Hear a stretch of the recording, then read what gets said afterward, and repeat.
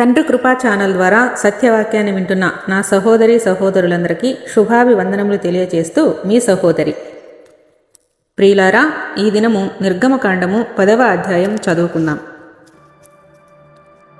కాగా యెహోవా మోషేతో, ఫరో యొద్దకు వెళ్ళుము, నేనే యెహోవానని మీరు తెలుసుకొనున్నట్లును నేను చేయు సూచక క్రియలను ఐగుప్తీయుల ఎదుట కనపరచుటకు నేను వారి ఎడల జరిగించిన వాటిని వారి ఎదుట కలుగు చేసిన సూచక క్రియలను నీవు నీ కుమారునికి నీ కుమారుని కుమారునికి ప్రచురము చేయనట్లును నేను అతని హృదయమును అతని సేవకుల హృదయములను కఠినపరచితనెను. కాబట్టి మోషే అహరోనులు ఫరో యొద్దకు వెళ్ళి అతనిని చూచి ఈలాగు చెప్పిరి: హెబ్రీయుల దేవుడగు యెహోవా సెలవిచ్చినదేమనగా, నీవు ఎన్నాళ్ళ వరకు నాకు లొంగనొల్లకయుందువు? నన్ను సేవించుటకు నా జనులను పోనిమ్ము. నీవు నా జనులను పోనీయనొల్లని ఎడల ఇదిగో రేపు నేను మిడతలను నీ ప్రాంతములోనికి రప్పించెదను. ఎవడను నేలను చూడలేనంతగా అవి దాని కప్పును. తప్పించుకొని నా శేషము అనగా వడగండ్ల దెబ్బను తప్పించుకొని మిగిలిన దానిని అవి తినివేయును. పొలములో మొలచిన ప్రతి చెట్టును తినును. మరియు అవి నీ ఇండ్లలోనూ నీ సేవకులందరి ఇండ్లలోనూ ఐగుప్తీయులందరి ఇండ్లలోనూ నిండిపోవును. నీ పితరులు గాని నీ పితామహులు గాని ఈ దేశంలో ఉండిన నాటి నుండి నేటి వరకు అట్టి వాటిని చూడలేదని చెప్పి ఫరో ఎదుట నుండి బయలు వెళ్ళెను. అప్పుడు ఫరో సేవకులు అతని చూచి, ఎన్నాళ్ళ వరకు వీడు మనకు ఉరిగా ఉండును? తమ దేవుడైన యెహోవాను సేవించుటకు ఈ మనుషులను పోనిమ్ము. ఐగుప్తు దేశము నశించినదని నీకింకనూ తెలియదా అనిరి. మోషే అహరోనులు ఫరో యొద్దకు మరలా రప్పింపబడగా అతడు, మీరు వెళ్ళి మీ దేవుడైన యెహోవాను సేవించుడి, అందుకు ఎవరెవరు వెళ్ళుదురని వారిని అడిగెను. అందుకు మోషే, మేము యెహోవాకు పండుగ ఆచరింపవలను గనుక మా కుమారులను మా కుమార్తెలను మా మందలను మా పశువులను వెంట పెట్టుకుని మా పిన్న పెద్దలతో కూడా వెళ్ళదమనను. అందుకతడు, యెహోవా మీకు తోడయుండునా? నేను మిమ్మును మీ పిల్లలను పోనిచ్చెదనా? ఇదిగో మీరు దురాలోచన గలవారు. పురుషులైన మీరు మాత్రం వెళ్ళి యెహోవాను సేవించుడి.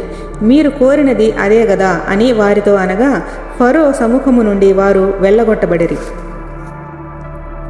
అప్పుడు యెహోవా మోషేతో, మిడతలు వచ్చినట్లు ఐగుప్తు దేశము మీద నీ చెయ్యి చాపుము. అవి ఐగుప్తు దేశము మీదకి వచ్చి ఈ దేశపు పైరులన్నిటినీ అనగా వడగండ్లు పాడు చేయని వాటినన్నిటినీ తినివేయును అని చెప్పెను. మోషే ఐగుప్తు దేశము మీద తన కర్రను చాపగా యెహోవా ఆ పగలంతయు ఆ రాత్రి అంతయు ఆ దేశము మీద తూర్పు గాలిని విసరజేసెను. ఉదయమందు ఆ తూర్పు గాలికి మిడతలు వచ్చెను. ఆ మిడతలు ఐగుప్తు దేశమంతటి మీదికి వచ్చి ఐగుప్తు సమస్త ప్రాంతములలో నిలిచెను. అవి మిక్కిలి బాధాకరమైనవి. అంతకు మునుపు అట్టి మిడతలు ఎప్పుడునూ ఉండలేదు, తరువాత అట్టివి ఉండబోవు. అవి నేలంతయు కప్పెను. ఆ దేశమున చీకటి కమ్మెను. ఆ దేశపు కూరగాయలన్నిటినీ ఆ వడగండ్లు పాడు చేయని వృక్షఫలములన్నిటినీ అవి తినివేశెను. ఐగుప్తు దేశమంతటా చెట్లే గాని పొలముల కూరయే గాని పచ్చని దేదియు మిగిలి ఉండలేదు. కాబట్టి ఫరో మోషే అహరోనులను త్వరగా పిలిపించి, నేను మీ దేవుడైన యెహోవా ఎడలను మీ ఎడలను పాపము చేసి తిని, మీరు దయచేసి ఈసారి మాత్రమే నా పాపము క్షమించి నా మీద నుండి ఈ చావు మాత్రము తొలగించుమని మీ దేవుడైన యెహోవాను వేడుకొనుడనగా అతడు ఫరో యొద్ద నుండి బయలు వెళ్ళి యెహోవాను వేడుకొనెను. అప్పుడు యెహోవా గాలిని త్రిప్పి మహాబలమైన పడమట గాలిని విసరచేయగా అది ఆ మిడతలను కొంచుపోయి ఎర్ర సముద్రంలో పడవేశెను. ఐగుప్తు సమస్త ప్రాంతములలో ఒక్క మిడత అయినను నిలువలేదు. అయినను యెహోవా ఫరో హృదయమును కఠినపరచెను. అతడు ఇశ్రాయేలీయులను పోనీయడాయెను.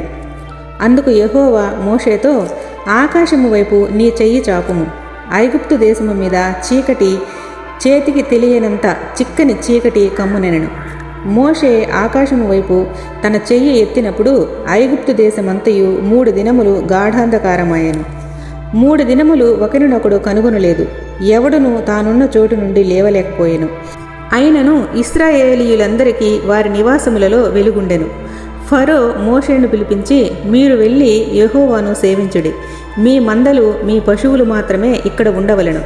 మీ బిడ్డలు మీతో వెళ్ళవచ్చుననగా మోషే, మేము మా దేవుడైన యెహోవాకు అర్పింపవలసిన బలుల నిమిత్తమును హోమార్పణల నిమిత్తమును నీవు మాకు పశువులను ఇయ్యవలెను. మా పశువులను మాతో కూడా రావలెను. ఒక డెక్క అయినను విడువబడదు. మా దేవుడైన యెహోవాను సేవించుటకు వాటిలో నుండి తీసుకునవలెను. మేము దేనితో యెహోవాను సేవింపవలెనో అక్కడ చేరక మునుపు మాకు తెలియదనెను. అయితే యెహోవా ఫరో హృదయమును కఠినపరపగా అతడు వారిని పోనీయనొల్లకయుండెను. గనుక ఫరో, నా ఎదుట నుండి పొమ్ము, భద్రము సుమి, నా ముఖము ఇకను చూడవద్దు.